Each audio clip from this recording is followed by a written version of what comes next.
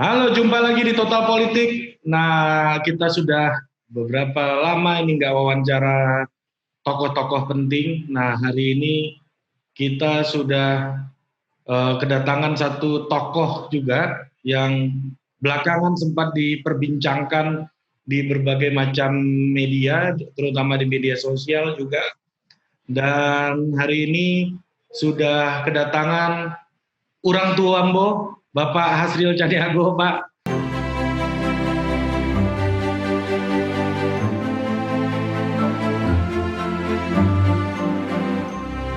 Terima kasih Pak sudah bergabung Pak di Total Politik Pak. Ya, sama-sama Ari. Assalamualaikum warahmatullahi wabarakatuh. Waalaikumsalam warahmatullahi wabarakatuh. Terima kasih Pak Asril. Ya, sama-sama Ari. Luar biasa Pak. Akhirnya saya seperti melihat Pak Asril di ELC berpolemik ya. Ini bukan soal media, Bapak muncul di media masanya, tapi muncul di media massa bagi saya yang generasi jauh di bawah Bapak gitu ya, yang sepantaran anak gitu kan. Ini kayak ngelihat kayaknya masa depan saya itu ke situ nih kayaknya. Ini kayaknya saya nggak jauh-jauh nih dari Pak Hasril ini nih masa depannya nih. Mudah-mudahan, amin. Sebagai anak muda asal Sumatera Barat juga gitu Pak. Nah, sebenarnya saya ingin tanya Pak, Bapak begitu lihai memberikan argumentasi dengan berbagai macam data, dan Bapak ngutip Audrey Kahin juga, dan Pak Kahin kan juga salah satu Indonesianis paling berpengaruh dengan studinya mengenai revolusi kan di Indonesia, gerakan PKI. Apa sih, bagaimana sih orang Pak Hasril ini sebagai seorang intelektual itu bisa sampai ke level hari ini, Pak? Gimana ya, kalau saya merasa sih biasa-biasa saja gitu. Artinya ya kehidupan saya itu kan seperti air mengalir saja gitu. Jadi di mana ya akhirnya berjalan-jalan sampai terus ya seperti itu aja gitu. Ya cuma kebenaran ya. Saya itu kalau kawan-kawan mengistilahkan yang tersesat ke jalan yang benar gitu. Ya karena sekolah saya kan ya tidak cukup lah ya. Sekolah saya hanya sampai STM, ke Sekolah Teknologi Menengah gitu. Jadi belajar sejarah pun tidak ada di situ. Jadi di STM itu tidak ada pelajaran sejarah. Jadi minat saya ingin mengetahui berbagai hal itu sebenarnya sudah tumbuh sejak kecil ya. Sejak saya pandai membaca itu saya sudah membaca apa saja. Kalau baca koran itu ada orang tetangga yang berlangganan koran di kampung, itu sampai iklan-iklannya pun saya baca itu. Tamat saya kabar itu setiap hari gitu. Itu literasi ya Pak, yang menggerakkan Bapak dari awal ya berarti Pak? Iya benar. Jadi saya tidak menyangka juga saya akan ke sini gitu. Karena cita-cita, ya hampir tidak punya cita-cita lah ya. Kalau kita ditanya dulu cita-citanya apa. Orang kampung itu tidak berani lah cita-cita. Ya karena sekolah aja sulit waktu itu kan. Saya itu bisa sekolah setelah tamat sekolah dasar itu kan karena diselamatkan orang juga. Dia dibawa tinggal oleh saudara ibu saya ke Bukit Tinggi. Nah, cuma nasihat orang tua waktu itu kalau mau melanjutkan sekolah, bagusnya ambil sekolah teknik. Apa sebab? Nah, kalau sekolah tidak lanjut ya, nanti kan sudah ada kepandaian untuk hidup ya. Misalnya sekarang tidak ada lagi. Dulu ada sekolah teknik namanya ST. ST itu setingkat SMP. Itu kalau kita sudah tamat ST itu, jurusan mesin misalnya, itu sudah bisa bikin kompor. Bikin kompor minyak tanah itu. Jadi artinya orang tua itu menyarankan sekolah itu untuk bekal hidup ya. Jadi kalau udah tidak ada uang misalnya untuk melanjutkan ke STM atau yang lebih tinggi, ya dengan tamat sekolah teknik saja kita sudah punya kepandaian gitu. Jadi sudah punya bekal untuk hidup. Ya bisa bertukang besi, bisa bikin ember, bisa bikin kompor gitu. Jadi ujian terakhirnya ST itu masing-masing kita bikin kompor gitu. Apa yang menjadi titik balik hidup Bapak, Pak? Titik balik saya itu sebenarnya ya ketika saya masuk ke STM. Jadi saya masuk ke STM karena ya alhamdulillah saya diberkati, mungkin cukup cerdas juga ya. Waktu tamat SD itu saya juara kecamatan. Jadi dulu ujian itu per kecamatan gitu. Jadi ujian SD itu satu kecamatan satu tempat, rayon istilahnya dulu. Zonasi kalau itu, sekarang ya. Ya ada mungkin 4 atau 5 sekolah dasar, satu tempat ujian akhirnya. Alhamdulillah saya juara umum, juara di ke 55 SD itu gitu. Jadi nilai saya bagus sekali. Kemudian waktu SD saya juga juara gitu. Jadi sejak tahun pertama itu dapat beasiswa Super Semar dari Pak Harto itu. Iya. Yang masih bermasalah sampai hari ini. Iya, banyak masalah katanya ya. Iya, dananya banyak triliunan katanya ya. Nah, titik balik itu ketika saya masuk STM.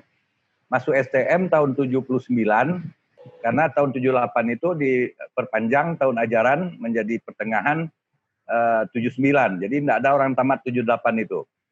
Oke. Nah, muncul kebijakan dari Menteri Pendidikan Daud Yusuf. Iya, ini yang mau saya tanyain. Daud Yusuf itu terkenal itu. Ya. Kalau di perguruan tinggi terkenal dengan konsep NKK. BKK-nya ya. Kalau untuk STM itu Indonesia tahun 79 itu masuk Repelita 3 namanya. Ya. Rencana pembangunan 5 tahun ketiga. Lepas landas ya Pak? Belum. Belum. Itu Pelita 6 rencananya ya. Oke. Nah, Pelita 3 itu Indonesia mulai masuk ke tahap industrialisasi. Oke. Jadi untuk mendukung industrialisasi itu, alumni STM ini, tamatan STM itu disiapkan untuk tenaga kerja tingkat menengah, industri. Karena itu tidak ada kesempatan lagi melanjutkan ke perguruan tinggi negeri, ke fakultas teknik, kecuali hanya untuk FKT. FKT itu Fakultas Keguruan Teknik di IKIP. Oke, iya. Untuk guru STM. Nah, padahal cita-cita saya karena terus juara, cita-cita saya itu masuk ITB atau Akabri. Atau Akabri gitu kan. Ya. Best talent waktu itu masuknya Akabri. TNI. Akabri dan ITB atau ITB, dua-duanya. Ya. Tapi kedua-duanya itu dilarang, tidak boleh lagi tamatan STM masuk itu mulai tahun 79. Ya, ini pilihannya jadi Pak Harto atau jadi Pak Habibie ya? Itulah kira-kira. Pilihannya Pak Habibie atau Pak Harto ya. Nah, lalu saya udah semacam frustrasi lah ya. Tapi saya salurkan kegiatan saya ke tetap yang positif gitu. Jadi korban kebijakan ya berarti Pak Asril ini. Iya benar. Iya, saya itu terus terang. Jadi saya tidak kuliah itu memang dengan kesadaran penuh karena protes saya gitu. Oke. Lalu saya alihkan kegiatan saya ke lain. Kemudian saya dirikan di STM itu majalah sekolah. Gesit ya. Gesit. Majalah sekolah itu bagus dicetak orang bikin majalah stensilan sekolah lain. Saya bikin dicetak di percetakan grafika punya Pemda itu di Bukit Tinggi ada. Nah, lalu kemudian saya dirikan IKOSIS namanya di Bukit Tinggi itu.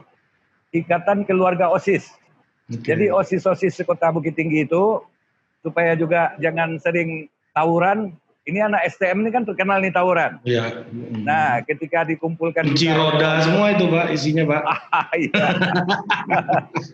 Betul.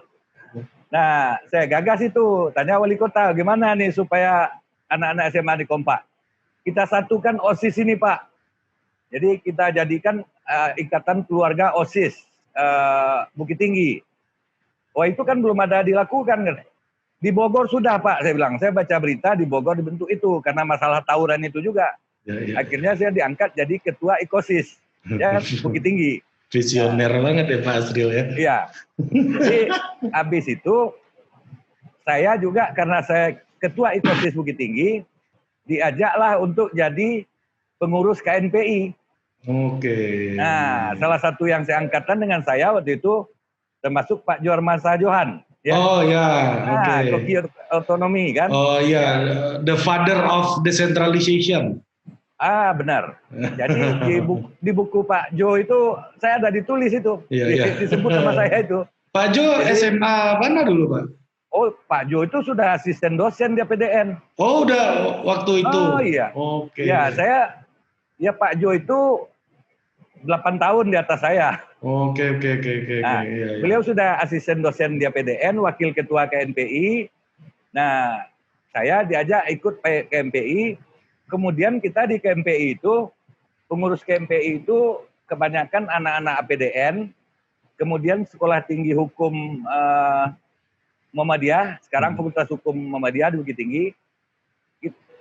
Kita Unjalu ya Pak, Unjalu, Unjalu. Unjalu, Universitas Jalan Lurus. Ya. Nah, lalu saya itu ikut kursus politik. Jadi kita ada kursus politik dulu di APDN itu, direktur APDN itu terkenal itu Pak Hasbi namanya. Salah seorang intelektual terkemuka di Sumatera Barat lah beliau itu ya.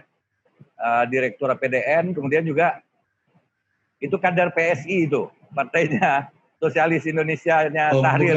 Bukan PSI yang udah itu ya? Jauh lah, itu hebat lah, yang PSSI lama itu kan orang-orang yang hebat semua. Nah, disitulah saya akhirnya punya pelampiasan ya, tempat menyalurkan bakat-bakat ya sebagai untuk belajar politik, belajar sejarah, belajar apa gitu. Nah, tapi di sekolah saya tetap juga fokus gitu. Jadi saya pun akhirnya tamat juga juara umum di sana. Kenapa? Motivasi saya sedikit aja. Karena waktu saya baru masuk ST di Bukit Tinggi itu, dulu namanya Caturwulan. Jadi Caturwulan pertama itu, rapor saya merah 2. Merah itu bukan karena saya tidak pandai, tapi karena tidak mau beli diktat, tidak ada uang gitu kan. Dulu sangat budaya politiknya masih kayak gitu. Oh iya, nah, jadi guru kalau buku diktat dia bikin oleh guru tidak kita beli, ya itu nilai kita merah itu. Lalu oleh paman saya yang bawa sekolah ke Bukit Tinggi itu dibully saya gitu. Jadi ya begitulah, kalau sekolah di kota ini juara kampung tidak laku katanya. Jadi ya merah 2 kan. Tapi bukan agama yang merah kan Pak? Ya, bukan. Namanya apa? Ketel uap. Ketel uap. Mesin uap. Ya. Mesin uap. Nah lalu saya tanam aja dalam hati. Saya buktikan nanti pada berikutnya.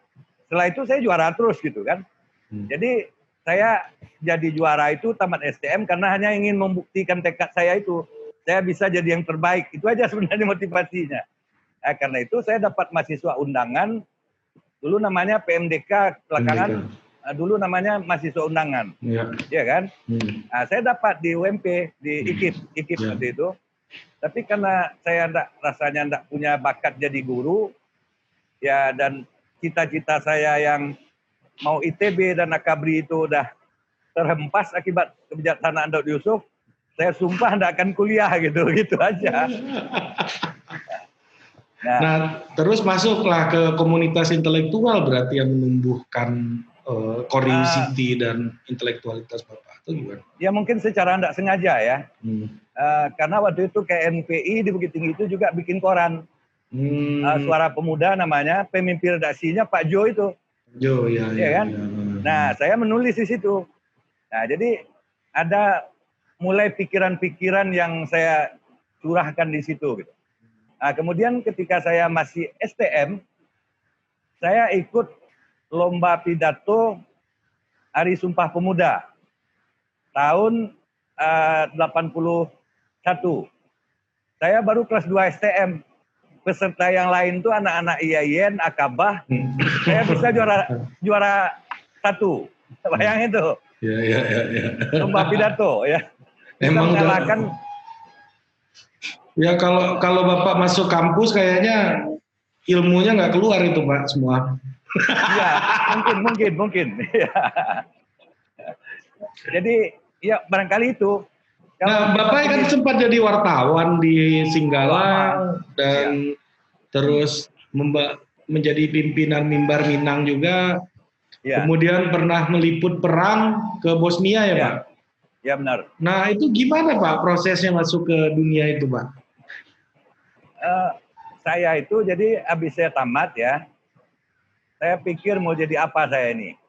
Jadi saya mau pergi ke Caltech. mau daftar, ya. Karena di Caltech itu gajinya besar. Iya. Tapi ternyata waktu itu tutup. Jadi Caltech itu dalam proses perubahan dari murni dia penambang minyak, ya, investor asing, dalam proses jadi pola production sharing dengan Pertamina. Nah, jadi dia tidak ada penerimaan karyawan baru 2 tahun. Jadi saya pikir, wah, tidak jodoh juga. Saya mau sana kan. Saya pulang kampung, lalu ikut jadi guru, namanya KBPD. Jadi itu guru pemberantasan buta huruf, ya, kelompok belajar pendidikan dasar. Saya jadi mengajar di sana. Kemudian mulai nulis novel gitu. Nah, novel ini kemudian saya kirim ke haluan, saya antar sendiri, dimuat jadi cerita bersambung, Gerbung, tahun 82. Jadi kira-kira 4 bulan setelah saya tamat STM, itu novel saya yang pertama sudah terbit di haluan. 105 kali sambung. Wah, banyak juga duit nih jadi penulis gitu. Karena waktu itu honornya satu hari itu 2.500, ya. Sementara gaji pegawai sarjana baru masuk pegawai waktu itu, Pak Gamawan itu baru masuk pegawai, gajinya hanya 30.000 sebulan. Saya punya penghasilan 75.000 sebulan. Lebih kaya daripada Pak Gamawan, Pak Asril. Iya, waktu itu ya. Nah, itulah yang akhirnya menyeret saya. Jadi saya mulai menulis di koran itu umur 20, langsung novel, cerita bersambung novel saya yang dimuat gitu. Umur 20 tahun, Pak, ya? Ya, umur 20 tahun, ya. Nah, dalam proses novel saya itu masih dimuat, saya diminta oleh Singgalang, oleh pemimpin redaksi Singgalang untuk bergabung dengan Singgalang gitu. Tapi saya pikir waktu itu Singgalang itu masih kecil kan, haluan besar. Oh, lebih besar haluan ketika itu ya, karena lebih tua ya, lebih tua. Ya lebih tua. Singgalang baru pertama jadi harian. Jadi saya pikir nih koran masih kecil baru. Jadi sempat saya sebulan berpikir gitu kan.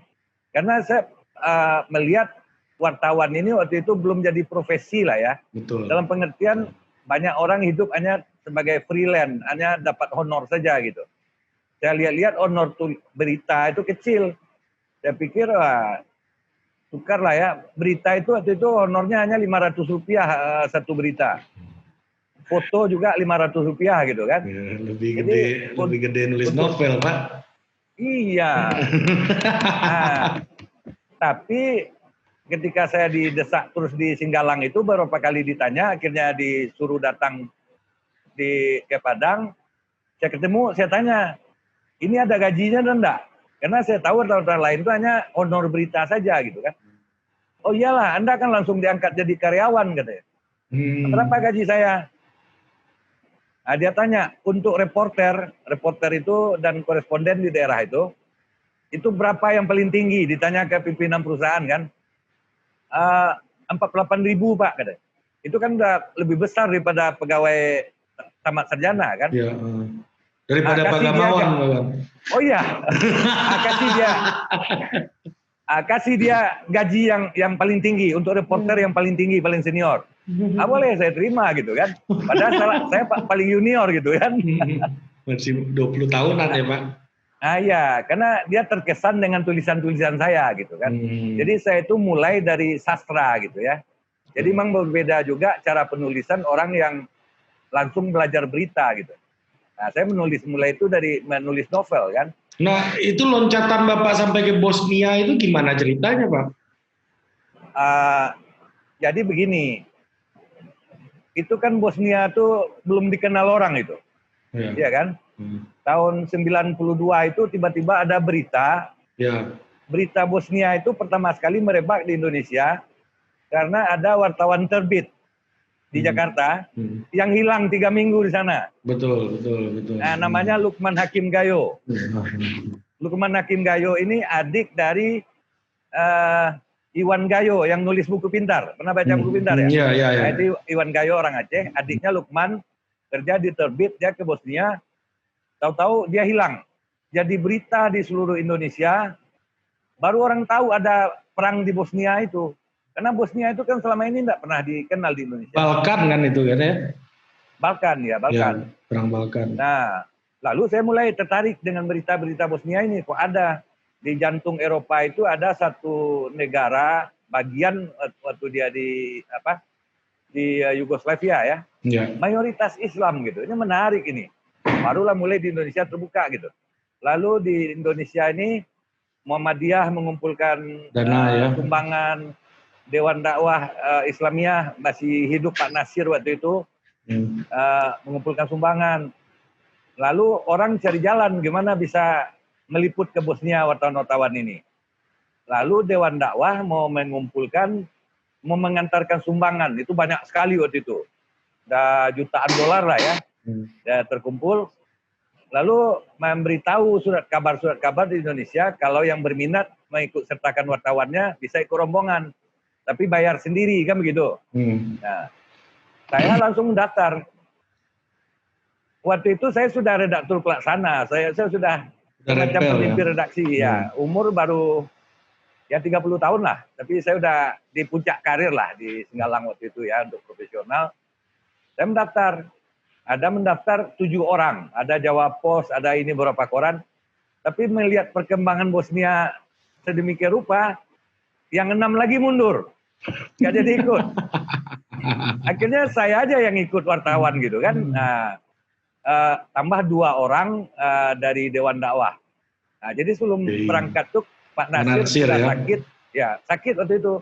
Kita pamit ke beliau dirawat di Cipto waktu itu. Udah di ICU. Jadi kami pamit, kemudian berangkat ke sana. Ya gitu aja ceritanya gitu. Oh, memang Pak Nasir ini memang punya visi soal Bosnia ini ya Pak ya, berarti di Dewan Dakwah. Oh, Pak Nasir itu sangat dihormati di sana. Jadi gini. Ini kita masuk ke sejarah Minang nih. Oh iya. Smooth masuknya kan? Iya.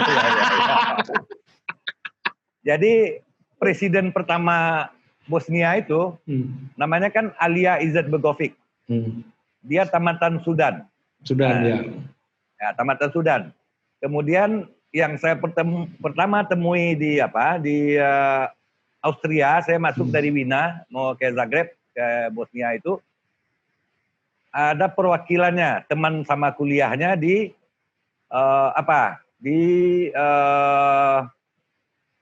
Sudan. Jadi Begovic ini kuliah di Sudan, temannya namanya Dr. Fatih Ali Hassanain. Itulah yang secara sukarela menyediakan apartemennya, gedungnya di Wina untuk jadi perwakilan Bosnia. Kita datang lewat sana. Siapa Dr. Fatih itu? Dr. Fatih Ali Hassanain itu adalah anak dari Dr. Hassanain. Ali Hassanain. Ali Hassanain ini adalah Perdana Menteri Sudan ketika konferensi Asia Afrika. Yang di Bandung. Dan Menteri Luar Negeri ketika Pak Nasir jadi Perdana Menteri. Jadi kenal dekat dengan Pak Nasir gitu. Tapi dia juga pengagum Soekarno. Sehingga anaknya yang lahir setelah konferensi Asia Afrika itu dia kasih nama Soekarno. Oh, ada anaknya namanya Soekarno. Ya, Ali Hassanain ini, Dr. Ali Hassanain ini, Perdana Menteri Sudan pernah dia kasih nama anaknya Soekarno. Soekarno Ali Hassanain. Kenapa Soekarno?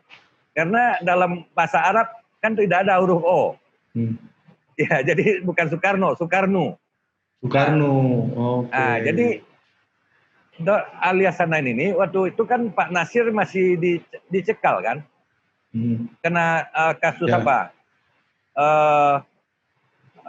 Petisi 50. Ya, beliau diundang untuk suatu pertemuan Rabita Alam Islami di Oki malahan di Budapest untuk membicarakan dukungan untuk Bosnia.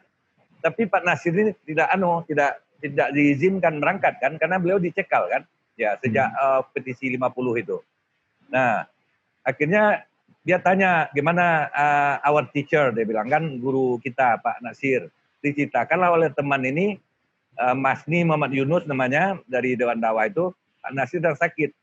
Berlinang-linang air matanya Dr. Fatih ini gitu. Di waktu itu Pak Asril di situ. Iya, kan ketemu pertama itu yang mengatur perjalanan ke Bosnia itu Dr. Fatih ini, Dr. Fatih Aliasenain ini. Ya. Nah, akhirnya ya menangis ya dengar kabar Pak Nasir gitu. Jadi begitu cintanya orang-orang negara Islam tuh beliau dikenal semua. Cuma waktu itu Pak Nasir kan sedang dicekal gitu. Ya, petisi 50 ya. Itu ya. Ini menjadi bagian yang pada pada bentuk dari tidak akurnya gitu antara Sumatera Barat dan pusat juga, tokoh-tokoh Sumatera Barat bukan tidak akur, tapi bentuk kritis gitu loh. Ya, tidak. Kalau menurut saya begini, saya kan berbicara pendekatan sejarah sebenarnya ya, waktu di LC itu juga begitu. Kita seharusnya udah menghentikan dendam-dendam sejarah ini gitu. Karena Pak Nasir itu kan yang paling malang nasibnya, ya kan? Tapi beliau tetap pemimpin besar kan. Di zaman Soekarno dia disingkirkan kemudian ditahan, ya kan? Ya. Nah, di zaman Soeharto, ya beliau dicekal lagi kan, ya karena sikapnya itu. Kan bukan hanya Pak Nasir itu, di petisi 50 itu kan juga ada Ali Sadikin, Pak Nasution gitu kan, dan beberapa bekas termasuk Safruddin Perolehan Negara, kan dicekal semua itu oleh Orde Baru gitu kan, ya. Nah, ya berarti gini sih Pak, saya ingin masuk kalau kita berbicara masalah tradisi intelektual di Sumatera Barat gitu, Pak Asril kan mengalami bahkan berinteraksi dengan tokoh-tokoh besar ini gitu kan, ya. Nah jadi sedikit lah ya. Ya gimana sih Pak Bapak melihatnya? Ya kritisisme yang muncul itu antara pemerintah pusat dan daerah kan waktu itu kan Orde Baru terutama nggak ada konsep desentralisasi gitu ya. Saya baca ini Pak, ini agak cultural sedikit. Saya baca researchnya Hans Dieter Evers soal kota-kota di Indonesia. Nah di situ ada yang menarik bahwa ketika Orde Baru berkuasa, semua kantor pemerintahan di Indonesia dibikin standar bakunya gitu. Nggak boleh membawa identitas ke daerah karena Bapak juga mengutip kan kemarin bahwa puncak dari kebudayaan daerah nasional adalah kebudayaan daerah gitu kan. Nah, tapi di Sumatera Barat justru rumah Bagonjong ini udah ada nih sejak Orde Baru gitu misalnya nih. Nah, contoh ini nih, ini bentuk maksud saya gini, ternyata pemerintah pusat menyadari itu dan mulai melakukan akomodasi juga gitu ya. Di dalam saat-saat itu. Artinya kan memang upaya kritis selama ini terasa gitu di pusat. Apalagi orang-orang Minang ini di mana-mana orang-orang penting gitu, influencer lah kalau bahasa Indonesia. Jadi saya melihat begini, kan Orde Baru itu sebenarnya politik penyeragaman ya. Ya, artinya emang bilang tadi kantor-kantor pemerintah harus bikin standar ya, segala macamnya ini harus dengan standar pusat, ukuran yang baku gitu.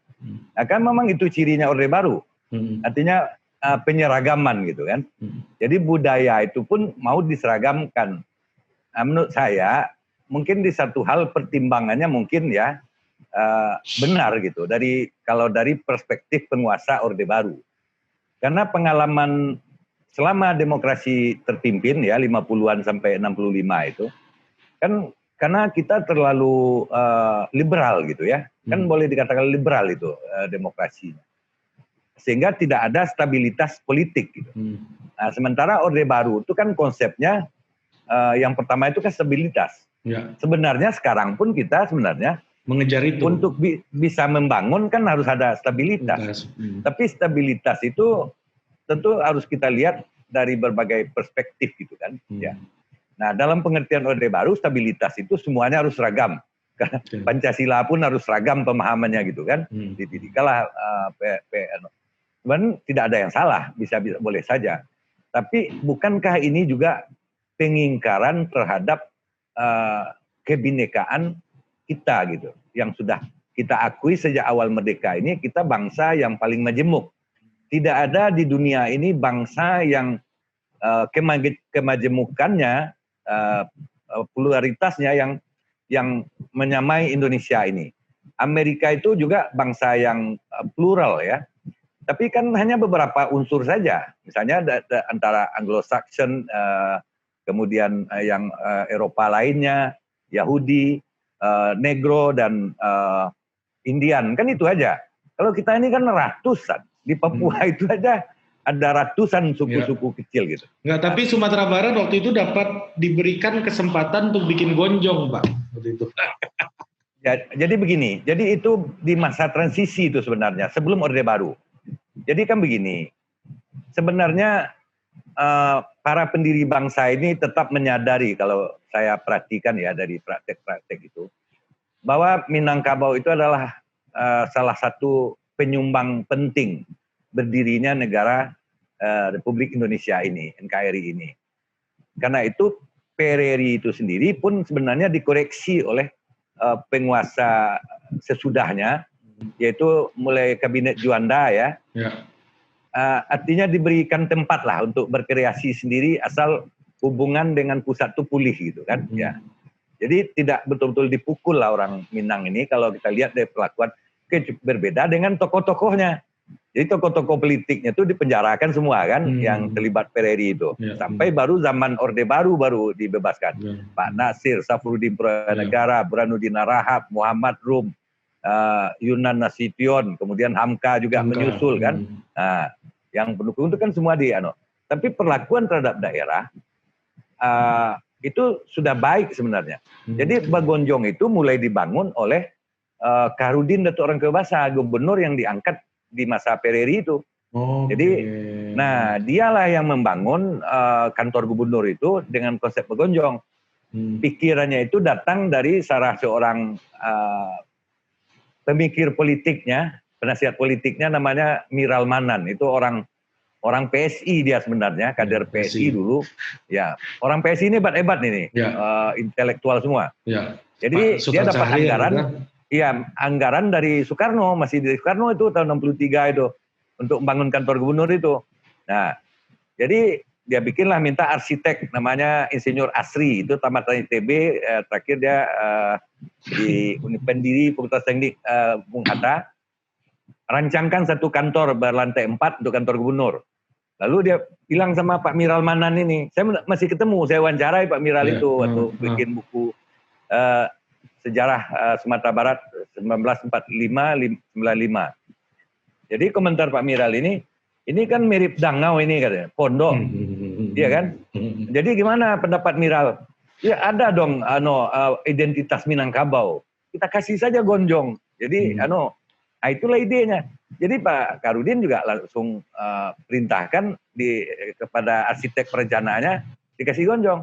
Nah sejak itulah sampai zaman Pak Harun Zain itu sebenarnya kan masih Bung Karno yang mengangkat tahun 66, masih presiden dia.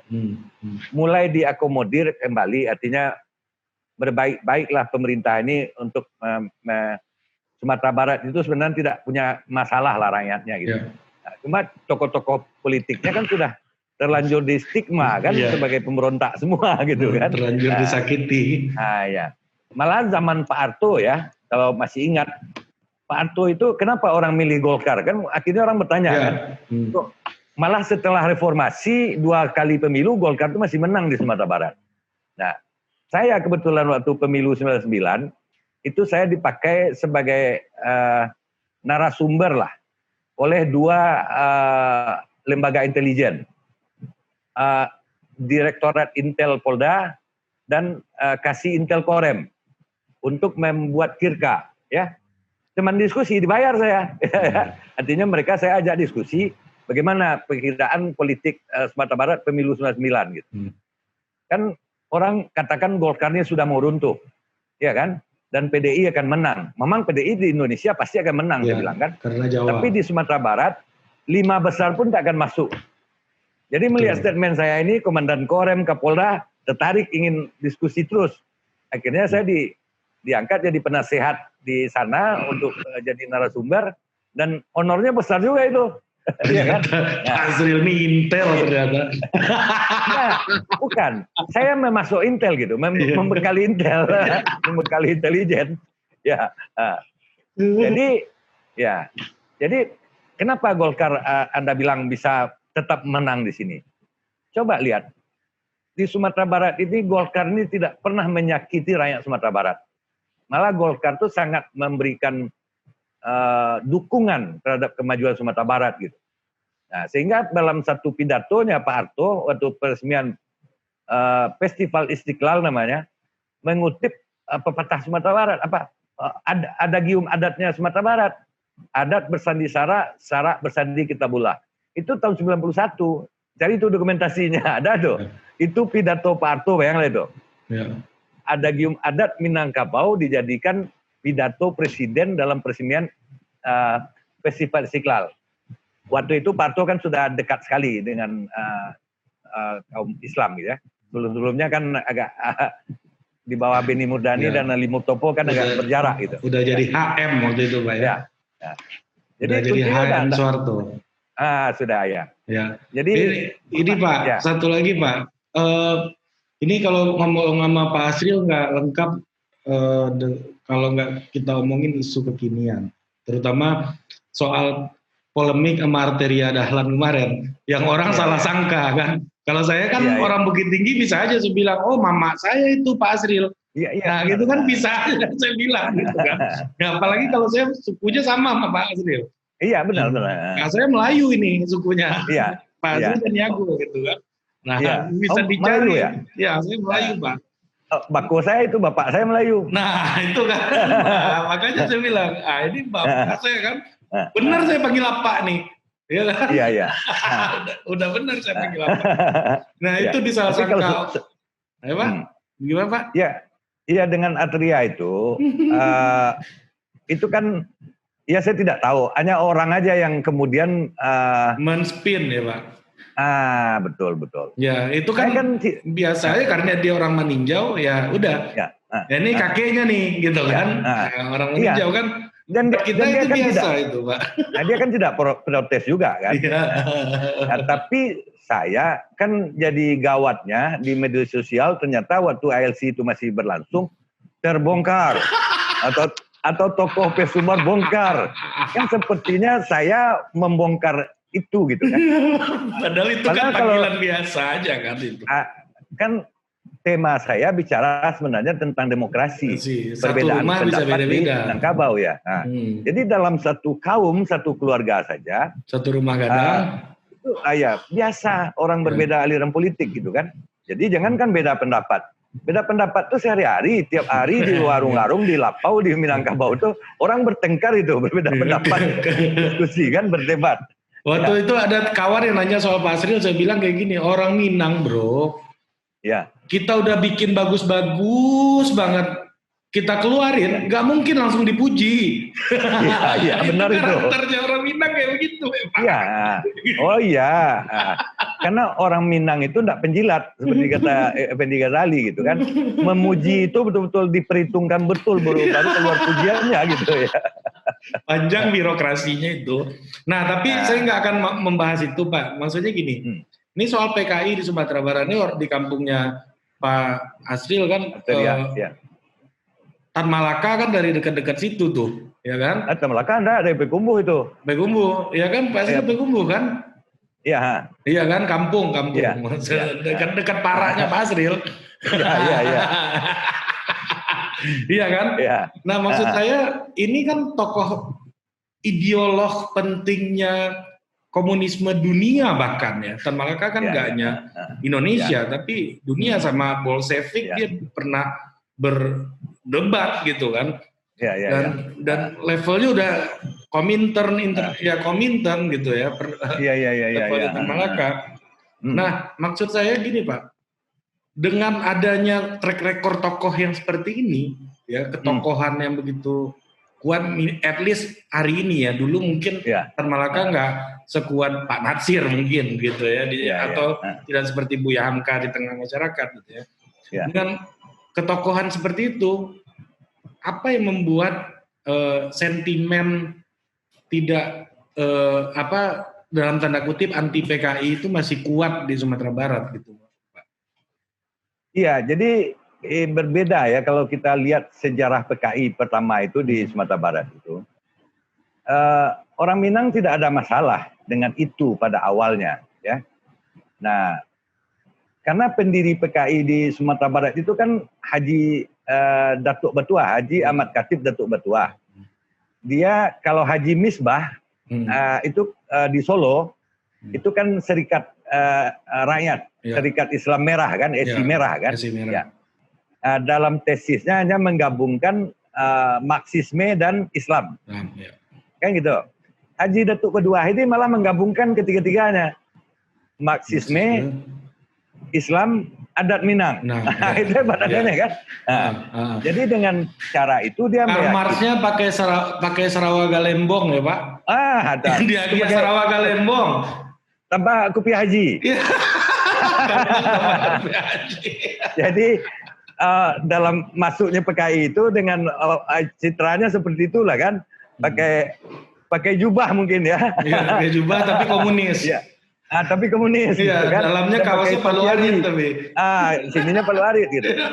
Apa artinya? Mereka melihat Marxisme, teori-teori pertentangan kelas dan segala macam itu hanya sebagai alat gitu.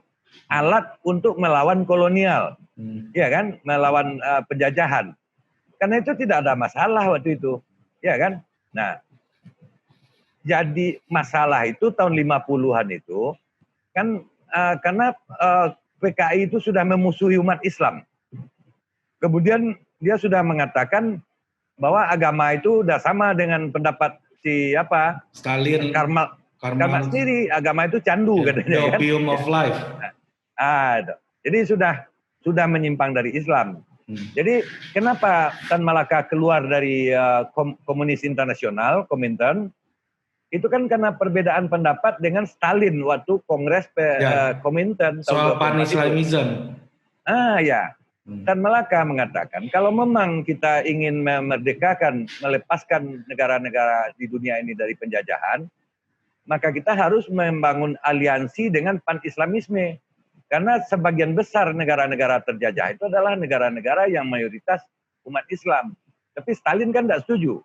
Akhirnya Tan Malaka kan keluar dari Komintern dan mendirikan PARI tahun 1925 di Bangkok gitu. Jadi kalau praktisnya Tan Malaka itu memang menggunakan Marxisme, komunisme itu untuk perjuangan gitu, alat. Jadi bukan sebagai ideologi. Dan bukan komunisme ya kan? Pasca tahun 50-an ya. Itu. Jadi orang Minang bisa membedakan itu. Jadi Atria pun sebenarnya tidak perlu khawatir dia kalau dia paham komunisme yang didirikan, PKI yang didirikan oleh Bakhtaruddin itu ya adalah PKI yang juga mempunyai visi yang sama. Malah dalam kelaskaran dalam masa revolusi itu ada laskar-laskar pejuang yang mendukung TKR, BKR, TKR itu. PKI itu juga punya laskar TEMI namanya, bergabung dengan Sabilillah punyanya yang Masumi, yang ini, dan itu koordinator di atasnya itu Buya Hamka, kan hebat itu. Jadi jangan kita lihat PKI zaman setelah 50-an, 55 itu ya, dengan yang sebelumnya. Mereka itu semua Islam, karena itu di Sumatera Barat itu ada pernah namanya berdiri di Lubuk Basung PKI Lokal Islami. Jadi PKI itu ditegaskan betul-betul PKI Islam gitu. Jadi kalau bahasa Medannya ketika zamannya Tan Malaka itu komunis sholat. Dia komunis tapi sholat gitu kan. Jadi kalau Karl Marx bilang, Pak, religion is the opium of society. Nah, kalau hari ini di era sosial media ya, society is the opium itself. Ya, itulah ya yang akhirnya ya menghasilkan dampak yang lain lagi ya. Iya, Pak. Ya, soal kasus Pak Asril Marteria kemarin itu kan gaya orang Minang berkelakar yang dispin oleh masyarakat digital yang tidak tahu konteksnya ini kan. Ya, ya betul. Ya, atau sengaja mencari peluru liar karena sudah ada yang mau ditembak kan gitu aja sebenarnya Ya, kan. betul. Pak, ini pertanyaan terakhir dari saya, Pak. Ya, ya. Ini menarik banget nih obrolan kita. Tetap saya mau lebih banyak bicara soal Pak Asril. Ya, ya. Pak Asril itu dilahirkan di dalam tradisi literasi yang sangat bagus, bukan orang yang tumbuh dalam sebuah tradisi akademik formal gitu ya. Oh tidak. Nah menurut saya gini Pak, saya mau pertanyakan, ini kan gaya-gaya orang-orang tua kita lama ini. Buya Hamka bukan orang yang belajar Marxisme di kampus gitu misalnya. Iya. Ya kan? Dan Tan Malaka juga bukan PhD gitu misalnya. Iya. Tapi sangat berpengaruh secara gagasan. Nah, apa sih bedanya literasi orang Minangkabau, Sumatera Barat dulu dan sekarang gitu menurut Pak Asril? Ada namanya sekolah INS.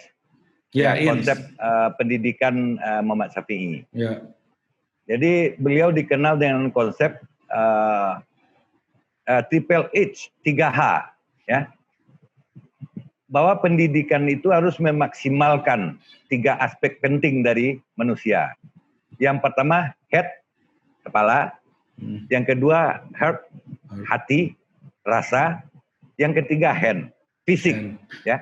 Nah, jadi ketiga-tiganya itu harus seimbang. Nah, kemudian di dalam kegiatan manusia, ya, dalam pendidikan itu 3 hal harus seimbang kalau menurut Muhammad Syafi'i. Membaca, menulis, berbicara. Jadi orang tidak bisa menulis kalau dia tidak membaca. Ya kan? Tidak bisa menulis dengan baik kalau tidak membaca. Orang tidak bisa berbicara dengan baik kalau dia tidak punya referensi, tidak membaca. Kan gitu. Jadi ketiganya itu harus dimaksimalkan. Jadi saya tanpa sadar misalnya, saya memang punya rasa ingin tahu yang besar sebenarnya sejak kanak-kanak itu gitu kan. Sehingga apapun buku saya baca, ya. Itu apa buku saya baca, apapun. Jadi saya waktu sekolah SD, ya, sekolah teknik SMP, saya sudah membaca buku Maurice Bucaille, Bibel, Quran dan Sains Modern. Apa yang itu? Dapat dari mana itu, Pak? Iya. Karena saya sering mengunjung perpustakaan, begitu itu ada perpustakaan Bung Hatta kan di atas Ngarai dulu. Ya. Saya sering situ. Tapi dan kalau sekarang Bapak baca itu orang-orang di kampung kita, ya orang tua saya aja minimal nih, sase angku kok. Iya. Saya juga mencuri-curi, dapat akhirnya juga Das Kapitalnya Marx. Sempat juga saya baca gitu ya. Nah, kemudian buku-buku Tan Malaka kan buku bawah tanah zaman itu. Saya sudah dapat juga. Tapi dari awalnya itu, saya sudah baca koran. Di kampung saya itu hanya satu-satu orang yang berlangganan koran. Dia guru SMP, guru Mahat Islami namanya di Payakumbuh. Dia beli koran waktu ke Payakumbuh, pulang sekolah pakai sepeda, dia baca korannya di rumah. Saya suka kalau dia udah pulang, saya datang pula ke rumahnya ingin baca koran gitu. Ya kan? Akhirnya tentu mungkin merasa terganggu dia kan. Dia baru baca koran karena pulang sekolah, saya ingin baca pula kan. Akhirnya dia minta kesepakatan. Panggilan saya In kan, In baca koran yang kemarin. Nah, Bapak baca koran hari ini, jadi besok pagi dia pergi ngajar, koran yang kemarin itu bisa saya ambil. Dia bisa saya bawa pulang gitu, baca, nanti kembalikan lagi, ambil lagi koran kemarin. Jadi saya dapat fasilitas seperti itu gitu, walaupun terlambat sehari, tapi saya kan dapat bacaan. Kemudian saya punya teman, seorang anak sekolah, yang apanya itu ulama di kampung. Dia banyak buku-buku sejarah Islam. Tariq bin Ziyad, Umar bin Khattab, ini segala macam gitu kan. Ada yang buku-buku tebal, ada yang bentuk komik. Saya suka baca itu. Jadi kalau main ke rumahnya tuh, udah saya membaca itu aja terus tuh kan. Jadi udah terbentuk dari awal gitu. Rasa ingin tahu itu yang mendorong. Jadi ketika saya kelas 5, dari membaca atlas di sekolah itu kan hanya ada atlas. Ya, ada buku-buku kurang sekali zaman itu, tahun 70-an itu kan. Dari atlas itu, hampir semua ibu kota negara di dunia ini saya hafal. Jadi waktu anak kelas 6 ujian, dia sering datang ke kelas saya kelas 5 kan. Cekoslovakia apa ibu kotanya? Tanya itu kan. Praha. Saya hampir hafal seluruh ibu kota negara di dunia ini. Dari atlas saja, baca atlas. Ya, nah, gitu. Jadi kemudian setelah saya jadi penulis, ya, terutama setelah menulis buku sejak 95, itu semakin terasa kebutuhan kita itu. Kalau kita menulis itu, kita harus diisi terus apa kita itu gitu kan. Ya. Jadi itu yang membuat kita punya kebiasaan membaca. Jadi saya tamat STM, mungkin orang aneh ya. Sekarang orang tamat perguruan tinggi saja, atau tamat malah doktor saya lihat kan kawan saya, tidak punya perpustakaan di rumahnya. Iya kan? Tapi saya tamat STM sudah punya pustaka, buku satu lemari. Sebagian itu pakai ilmu Khairil Anwar. Satu-satunya mencuri yang halal adalah mencuri buku. Kan? Kalau kata Gus Dur, orang yang meminjamkan buku pada orang lain adalah orang bodoh, yang mengembalikannya lebih bodoh lagi. Jadi saya sebagian dapat buku itu di Pustaka Muhatta. Ya saya mohon maaf nanti kalau ada kesempatan saya akan sumbang lagi buku untuk menggantinya. Jadi saya tamat STM, anak STM sudah punya buku satu lemari ya, bayangin itu. Iya kan? Ya. Nah, jadi itu memang kebiasaan yang harus kita bangun. Gitu. Tapi akses buku makin kesini makin buruk ya Pak. Apa maksudnya? Akses buku berkualitas gitu ya. Kalau dulu kan Bapak banyak orang-orang yang menyeleksikan buku berkualitas untuk Bapak, minimal misalnya ulama kampung. Jadi buku yang dia baca kita tahu, guru gitu. Kalau sekarang udah nggak ada. Jadi saya mau sharing dikit Pak. Perubahan hidup saya salah satunya karena buku juga sebenarnya. Nanti kita bisa bahas di tempat lain Pak. Ini udah waktunya, udah Pak Asril harus pindah kamar nih kayaknya. Saya terima kasih sekali Pak udah mau berbagi politik Pak. Nah karena ini kalau Pak Asril nggak mau pindah kamar nih kita lanjut nih, tapi harus pindah. Assalamualaikum. Terima kasih untuk orang Gai Ambo Pak Asril Caniago sudah bergabung di sini. Waalaikumsalam warahmatullahi wabarakatuh. Sampai jumpa lagi di kabar politik berikutnya. Produced by Total Politik and powered by haluan.co.